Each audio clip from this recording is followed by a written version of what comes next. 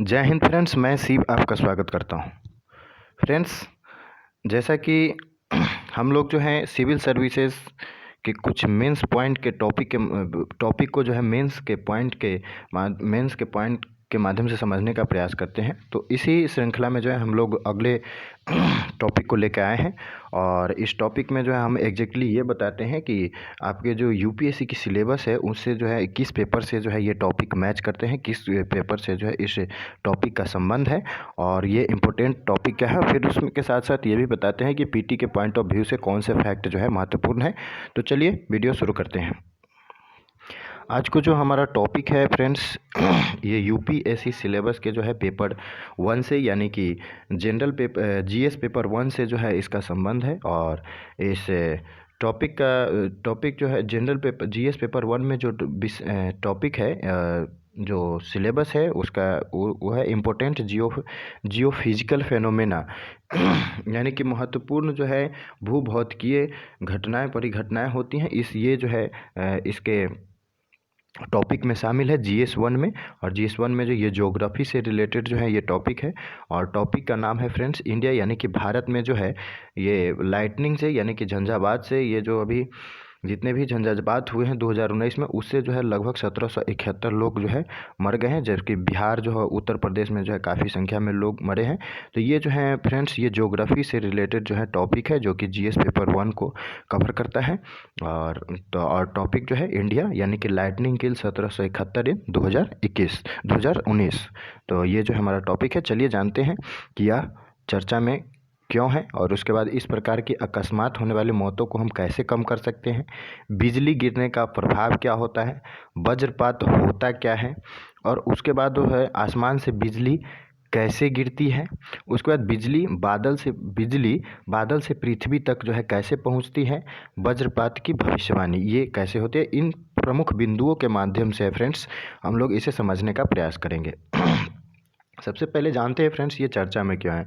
तो भारत में जो है 1 अप्रैल 2019 और 31 मार्च 2019 1 अप्रैल 2019 से लेकर 31 मार्च 2020 के बीच जो है अकस्मात बिजली यानी कि वज्रपात गिरने से जो है 1771 मौतें दर्ज की गई है 19-20 में, यानी कि एक साल के अंदर टोटल 1771 मौतें दर्ज की। इस प्रकार की अकस्मात होने वाली मौतों को हम कैसे कम कर सकते हैं, तो इसे समझते हैं कि इनसे होने वाली मौतें को, यानी ये 1771 जो मौतें हुई और इस प्रकार जो अचानक से आदमी मरते हैं तो इसे हम कैसे कम कर सकते हैं इसके बारे में जानते हैं। तो फ्रेंड्स, आकाशीय बिजली गिरने की घटनाएं जो है एक निश्चित अवधि के दौरान और लगभग समान भौगोलिक स्थानों पर समान पैटर्न में होती है। और climate resilient observing system promotion council यानी कि climate resilient observing system promotion council CROPC, इसके अनुसार जो है किसानों, पशु चराने वालों, बच्चों और खुले क्षेत्रों में लोगों की जान बचाने के लिए बिजली गिरने की पूर्व जानकारी दिया जाना सर्वाधिक महत्वपूर्ण है जो इस ऐसे क्षेत्र में निवास करते हैं। उसके बाद बिजली गिरने से होने वाली मौतों को कम करने के लिए जो है त्वरित सुरक्षा यंत्रों यानी कि लाइटनिंग प्रोटेक्शन डिवाइस को लगाने जैसे कि स्थानीय त्वरित सुरक्षा कार्य योजनाओं की आवश्यकता है। तो ये अगर हमें इनकी मौतों की संख्या को कम करना है तो वैसे क्षेत्र जहां इनकी जो है इनसे जो है नुकसान अधिक पहुंच रही, तो उन क्षेत्रों में जो है त्वरित सुरक्षा यंत्र यानी कि लाइटिंग प्रोटेक्शन डिवाइस लगाने की ज़रूरत है ताकि समय से पूर्व जो है थोड़ी इसकी सूचना मिल सके। उसके बाद बात करें फ्रेंड्स, तो ये बिजली जो गिरते हैं, इन बिजली गिरने का इसका इफेक्ट क्या होता है, प्रभाव क्या होता है। तो बात करें केंद्र सरकार ने वर्ष 2015 में प्राकृतिक आपदा से जो भी पीड़ित है उनके लिए जो है क्षतिपूर्ति के रूप में 4 लाख रुपए तक की वृद्धि की थी। कब? 2015 में। बात करें तो पिछले 5 वर्षों में जो है आकाशीय बिजली गिरने से 13,994 मौतें हुई, जिसके लिए कुल मुआवजा राशि लगभग 359 करोड़ रुपए होंगी।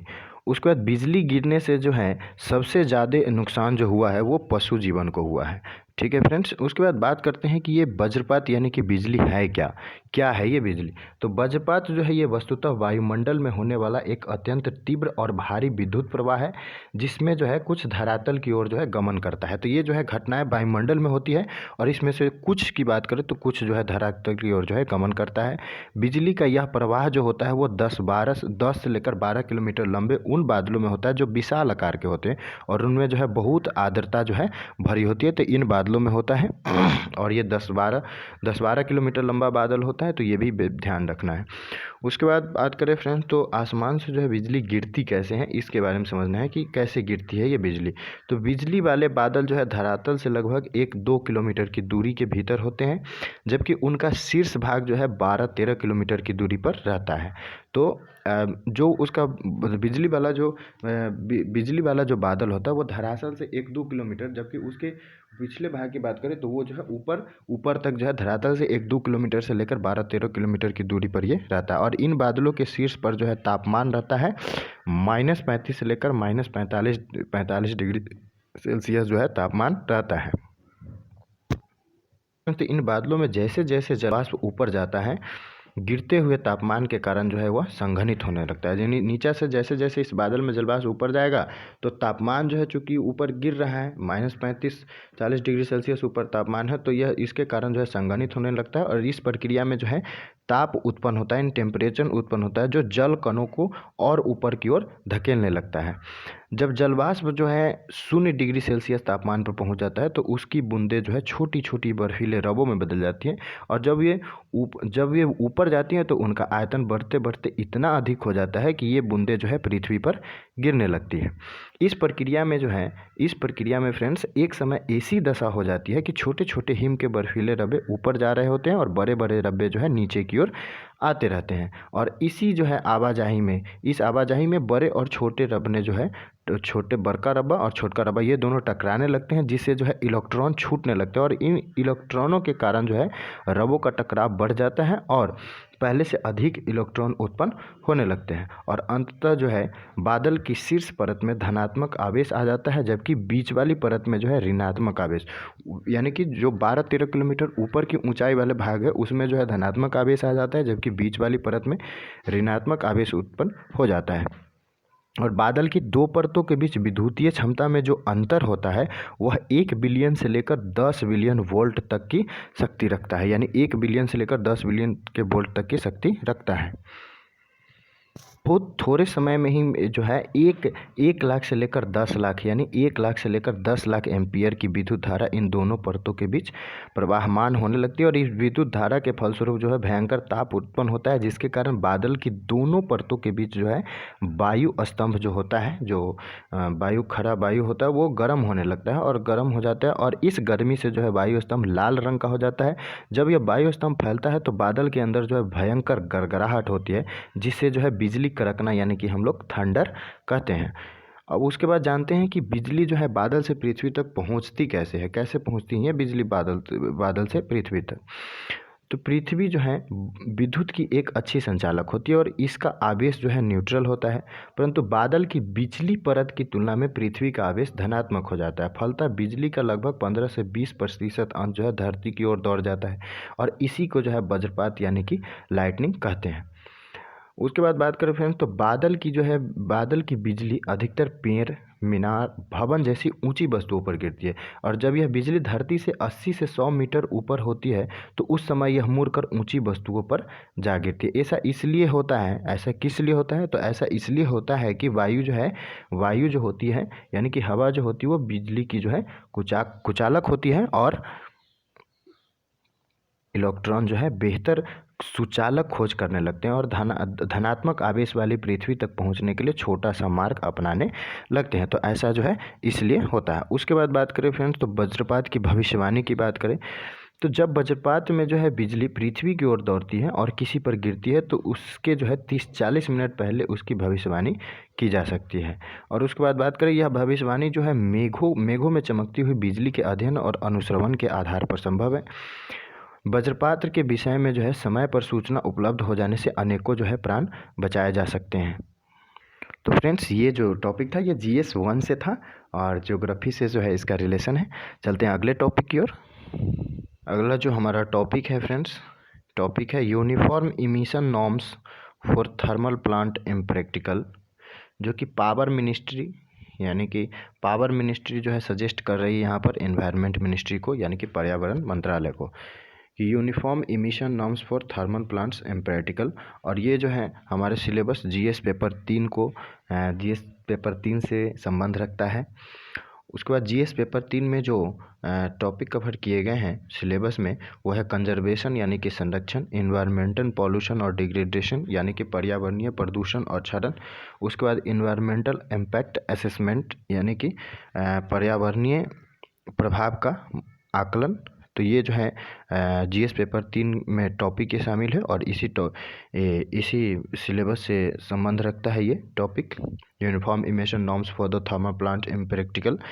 ये जो है पावर मिनिस्ट्री एनवायरनमेंट मिनिस्ट्री को सजेस्ट कर रहे हैं। तो आइए जानते हैं विभिन्न बिंदुओं के माध्यम से कि ये चर्चा में क्यों है, इनकी पृष्ठभूमि क्या है, इनके मेन पॉइंट्स क्या है और according to the mains examination इसमें क्या महत्वपूर्ण तथ्य है। तो बात करें फ्रेंड्स चर्चा में क्या है, तो विद्युत मंत्रालय के अनुसार जो है ताप विद्युत संयंत्रों यानी कि थर्मल पावर प्लांट्स टीपीपी के लिए एक रूप उत्सर्जन मानदंड अव्यवहारिक है। एक रूप यूनिफॉर्म एमिशन मानदंड जो है अव्यवहारिक है। विद्युत मंत्रालय ने जो है पर्यावरण वन और जलवायु परिवर्तन मंत्रालय यानी कि ministry of environment forest and climate change को सुझाव दिया है कि उसे गंभीर रूप से प्रदूषित क्षेत्र और सुदूरवर्ती क्षेत्र में स्थित ताप विद्युत संयंत्रों यानी कि टीपीपीज यानी मतलब थर्मल पावर प्लांट्स के लिए एक रूप मानदंड लागू करने के बजाय संपूर्ण देश में परिवेशी वायु गुणवत्ता को लक्षित करना चाहिए। ये बात जो है विद्युत मंत्रालय ने जलवायु परिवर्तन मंत्रालय को जो है सुझाव दी है। इसकी पृष्ठभूमि की बात करें तो वर्ष 2015 में जो है जलवायु परिवर्तन मंत्रालय ने ताप विद्युत संयंत्रों के लिए वायु प्रदूषण मानकों की स्थापना हेतु एक अधिसूचना जारी की थी। कार्यान्वयन के लिए समय सीमा वर्ष 2017 थी, जिसे पूर्ण अनुपालन के लिए वर्ष 2022 तक बढ़ा दिया गया था। तो ये जो है इसकी पृष्ठभूमि थी। बात करें मुख्य बिंदु की, तो मुख्य बिंदु में इन मानदंडों के जो है अनुपालन के लिए सभी ताप विद्युत संयंत्रों को जो है फ्लू गैस डिसफ्लोराइजेशन यानी फ्लू गैस डिसफ्लोराइजेशन FGD व सिलेक्टिव कैटलिक रिडक्शन SCR जैसे उपाय करने आवश्यक होंगे। उसके बाद FGD की बात करें तो FGD जीवाश्म ईंधन आधारित विद्युत संयंत्रों की एग्जॉस्ट फ्लू गैस से और अन्य सल्फर डाइऑक्साइड उत्सर्जक प्रक्रियाओं से निकलने वाली गैस से सल्फर डाइऑक्साइड को अलग करने के लिए उपयोग करने वाली ये टेक्निक है। FGD एक टेक्निक है, प्रौद्योगिकी है। तो जीवाश्म ईंधन आधारित विद्युत संयंत्रों की एग्जॉस्ट फ्लू गैस से और अन्य सल्फर डाइऑक्साइड उत्सर्जन प्रक्रियाओं से निकलने वाली गैस से को अलग करने के लिए जो है ये उपयोग करने वाली FGD जो है एक तकनीक है। अब विद्युत मंत्रालय ने उच्च जोखिम युक्त वायु गुणवत्ता वाले क्षेत्रों को प्राथमिकता देकर ताप विद्युत संयंत्रों द्वारा प्रदूषण नियंत्रण उपकरणों के संस्थापन के लिए समय सीमा की समीक्षा करने का सुझाव दिया है। सभी विद्युत संयंत्रों द्वारा एक साथ ऑर्डर करने और अनुबंध करने यानी कॉन्ट्रैक्ट करने से उपकरण की कीमतों में कृत्रिम बढ़ोतरी हो सकती है। इसके अतिरिक्त यदि आगामी कुछ सालों में उत्सर्जन नियंत्रण के कार्यान्वयन को त्वरित किया जाता है तो आत्मनिर्भर भारत योजना को जो है क्या प्रोत्साहन मिलेगा।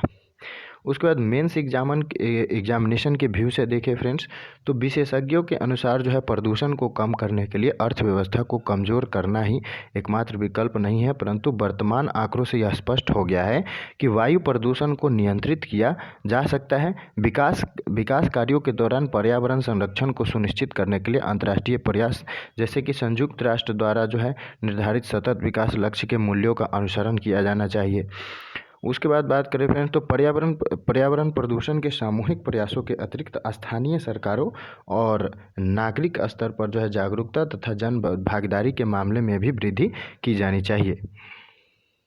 जो है औद्योगिक गतिविधियों और वाहन के न चलने से प्रदूषण में भारी कमी आई और इस वर्ष जो है दिल्ली में वायु गुणवत्ता में काफ़ी सुधार देखा गया, किंतु पुनः वाहनों के चलने और तापमान में गिरावट और पराली जलाने के साथ दिल्ली में वायु की गुणवत्ता फिर से खराब होने लगी है। उसके बाद बात करें फ्रेंड्स, तो कोविड-19 महामारी के परिदृश्य में वायु प्रदूषण पर जो है नियंत्रण की आवश्यकता अधिक महत्वपूर्ण हो जाती है, क्योंकि वायु प्रदूषण के कारण जो है श्वसन संबंधी बीमारियाँ कोविड-19 से प्रभावित लोगों को स्थिति को और और ख़राब कर सकती है। चूँकि अनुच्छेद 21 में, भारतीय संविधान के अनुच्छेद 21 में जीवन जीने के अधिकार में स्वच्छ पर्यावरण का अधिकार भी निहित है।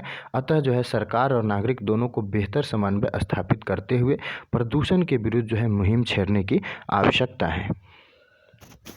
तो मिलते हैं फ्रेंड्स अगले वीडियो में अगले टॉपिक के लिए। इस वीडियो में इतना ही। धन्यवाद।